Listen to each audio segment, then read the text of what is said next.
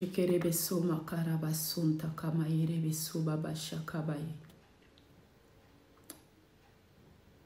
mon Dieu, mon roi, Père, qui est comme toi, qui est comparable à toi, Seigneur. Nous sommes vraiment honorés par toi, parce que sans toi, nous sommes rien. Sans toi, nous sommes perdus pour toujours. Mais tu es toujours là. Chaque jour, tu nous montres la voie à suivre. Et tu as envoyé ton Esprit Saint pour nous révéler chaque jour les choses cachées, pour nous éclairer dans les choses que nous faisons par manque de connaissance. Père, je te prie que chaque personne qui va écouter encore aujourd'hui, que tu puisses ouvrir leur cœur, que le Saint-Esprit puisse leur donner l'intelligence qui surpasse toute intelligence, la compréhension pour comprendre la profondeur de ta parole qui est la vérité, ta parole qui est la vie. Bien-aimé, cette révélation que le Saint-Esprit m'a montrée est un point, quelque chose, c'est comme si, waouh, des fois il y a des choses que le Saint-Esprit nous révèle. Ça nous montre que sans l'Esprit de Dieu, sans le Saint-Esprit, nous ne pouvons pas connaître la profondeur de la vérité. Le titre de ce message que je vais vous donner aujourd'hui s'intitule « Le jour de votre mariage, vous avez invité Satan sans même le savoir. Le jour de votre mariage, vous avez échangé des vœux et des promesses devant Dieu. Mais peut-être vous n'étiez pas pleinement conscient de la profondeur et de l'importance de ces engagements. Le mari a promis à sa femme de l'aimer, de la chérir, de la soutenir dans le moment de joie comme dans le moment de difficulté.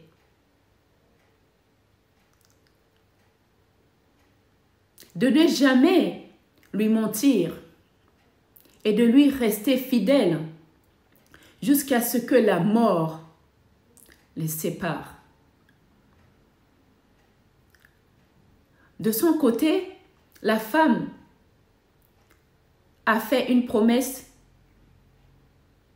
tout aussi solennelle.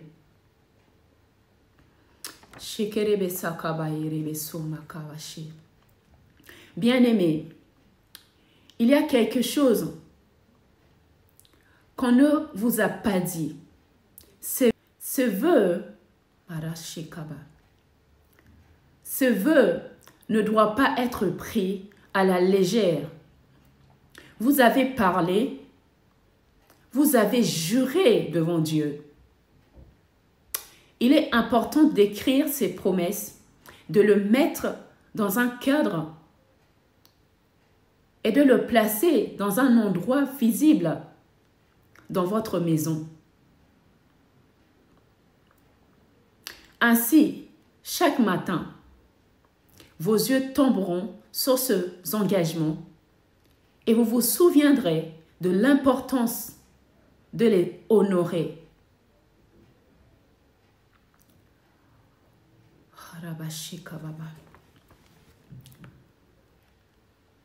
C'est dans ce manque de compréhension que nous voyons aujourd'hui tant de divorces, tant d'infidélité, tant d'adultère, tant de familles divisées, même parmi les croyants. Ces promesses faites devant Dieu doivent être prises en sérieux. Car sans l'aide de Dieu, il est impossible de tenir de telles promesses. Jésus a dit, le Fils de Dieu, Dieu lui-même, « ne jouerai pas. Matthieu chapitre 5, versets 33 à 37. Vous avez appris qu'il a été dit à vos enceintes, tu ne dois pas être infidèle à tes sermons, mais tu dois faire tout ce que tu as juré devant le Seigneur. Moi, c'est Jésus qui parle. Jésus a dit, moi, je vous dis, ne fais pas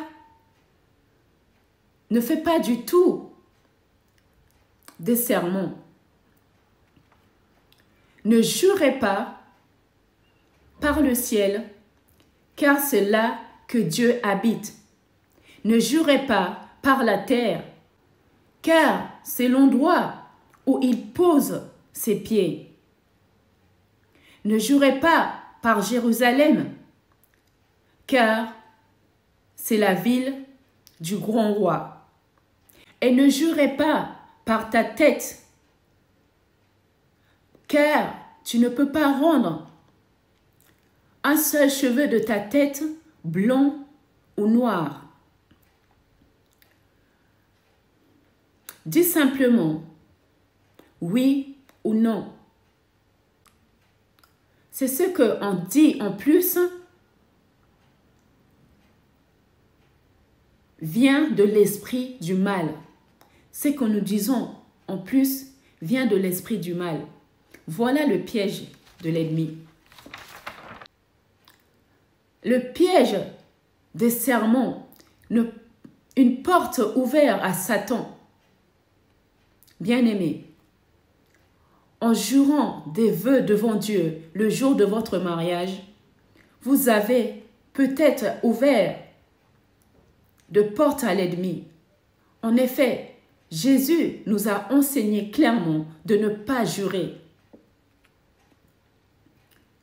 Le sermon, même fait avec une bonne intention, est une pratique contraire à la volonté de Dieu.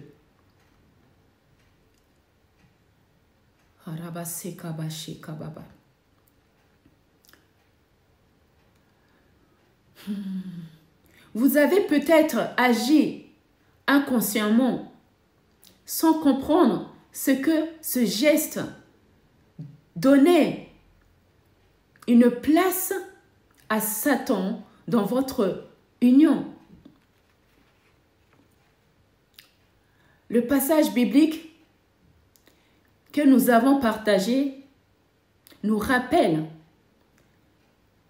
que tout ce qui va au-delà du simple oui ou non vient de l'esprit du mal. Ces sermons, bien-aimés, ont permis à Satan de s'infiltrer dans vos promesses. Et par ce biais, il a commencé à semer des mensonges, des disputes, des tentations et de divisions dans votre mariage. Mais bien-aimés, il n'est jamais trop tard pour réparer. Il n'est jamais trop tard pour remettre les choses en ordre.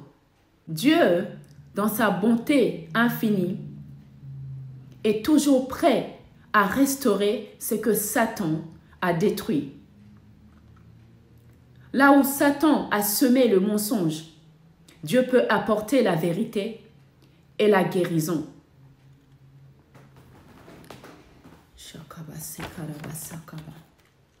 Alors, même si vous vous sentez accablé par vos erreurs passées, sachez qu'il est possible de restaurer votre mariage, de rétablir la paix et l'harmonie dans votre foyer. Il suffit de vous lever aujourd'hui, de prendre une décision ferme et d'écrire à nouveau vos promesses, mais cette fois sans jurer.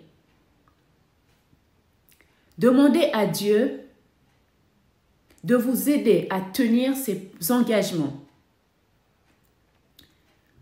de le faire avec lui en vous appuyant sur sa grâce, sa sagesse et sa force. Dieu est fidèle. Il vous guidera. Dieu est un Dieu de fidélité, de miséricorde et de grâce.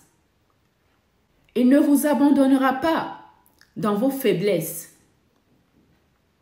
C'est lui qui a institué le mariage.